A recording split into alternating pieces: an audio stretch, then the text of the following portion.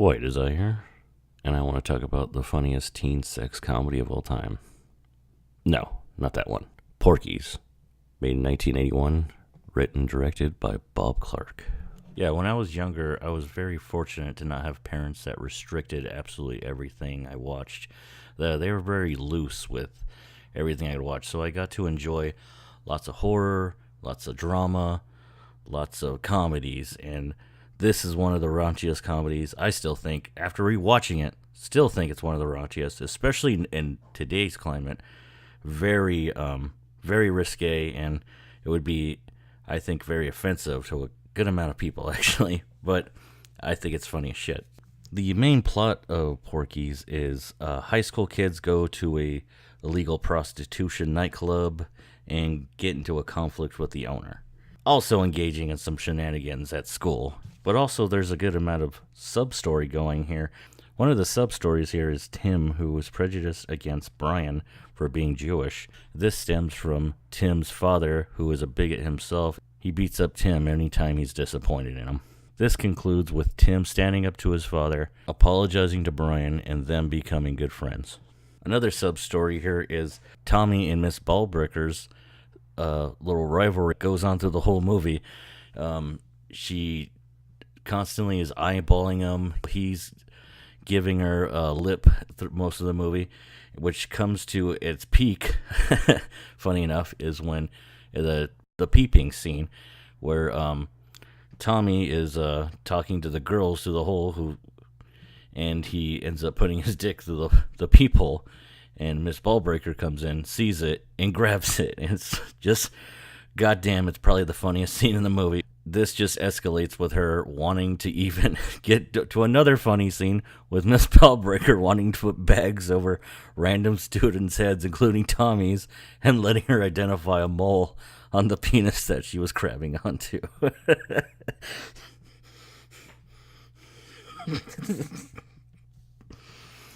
And it concludes at the end with Miss Ballbreaker just attacking Tommy and trying to pull down his pants in front of everybody, and she gets carried away by the cops, with Tommy kind of freaked out.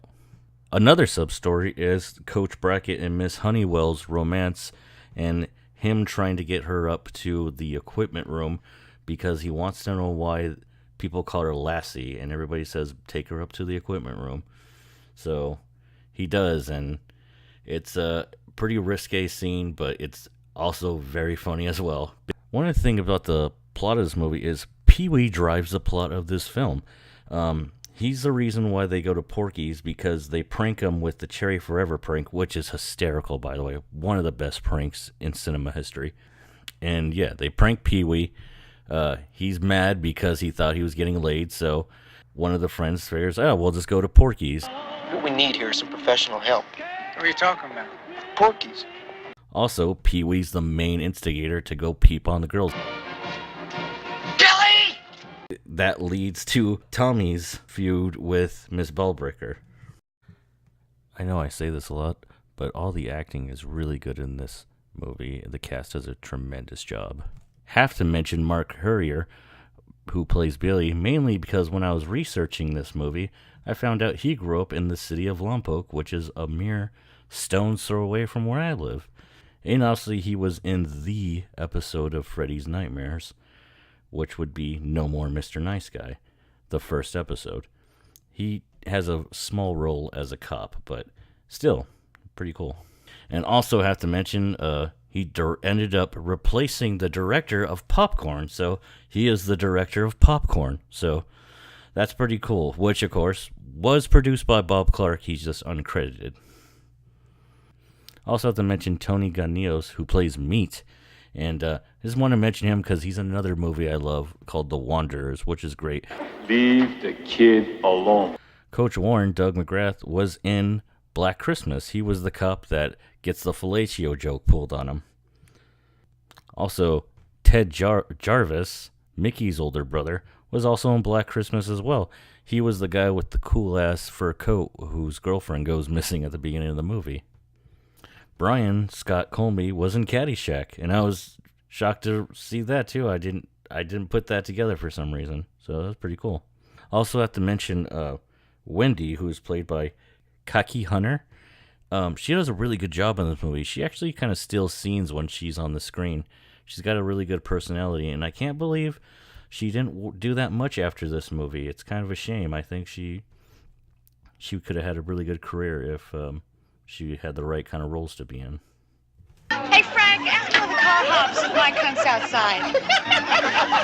Also, this movie has Kim Cattrall in it, who gets a lot of hate for Sex in the City, but hey, man, she was in this, Police Academy, and Big Trouble in Little China. She's cool in my book. The music was done by Paul Zaza, who did the music for My Bloody Valentine. So we have a little connection there from the last I want to talk about. The soundtrack music in here, which is a lot of 50s country and 50s rock and roll. They got like the Platters in there, and they also got like Hank Williams. So it's pretty cool. I like the soundtrack a lot. It's actually stuff I would listen to. Bob Clark did an amazing job with this movie. Apparently this movie is based off his life growing up in the Florida Keys. He said there was a real peephole incident in his school. There was a real Pee-wee character. There was a real Lassie character, except she was on a beach and not at the school. Porky's is based off a real place, and apparently it was pretty close to the way Porky's looks in the movie. Porky's is a pretty amazing little film. It's Canada's highest grossing film of all time. That goes to Bob Clark, so that's really cool. And actually, Bob Clark said if he could change one thing about Porky's, he would pull it back a little bit, just a little bit. It's pretty raw. It's pretty truthful when it comes to like teenagers and the way they talk and the way they feel and what their hormones do to them. My thoughts on this movie, watching it today, is I still think it's very funny, but I can see why some people wouldn't like this today. I think it would definitely trigger some people. They would be triggered by this film. But I think it's just hysterical. I mean, when you're looking at the subject matter of teenage boys, it's not going to be necessarily appropriate for all ages. Well, you know my motto. Give me pussy or give me death. Damn it, my boy. Porky's, 1981, is by far one of the funniest films of all time. It deserves that title, and I think it deserves more love on YouTube as well. Heard the man. You get your candy asses back over to Stewart County, and you keep them there. This here's a man's county. Go on, get the fuck out. Come on.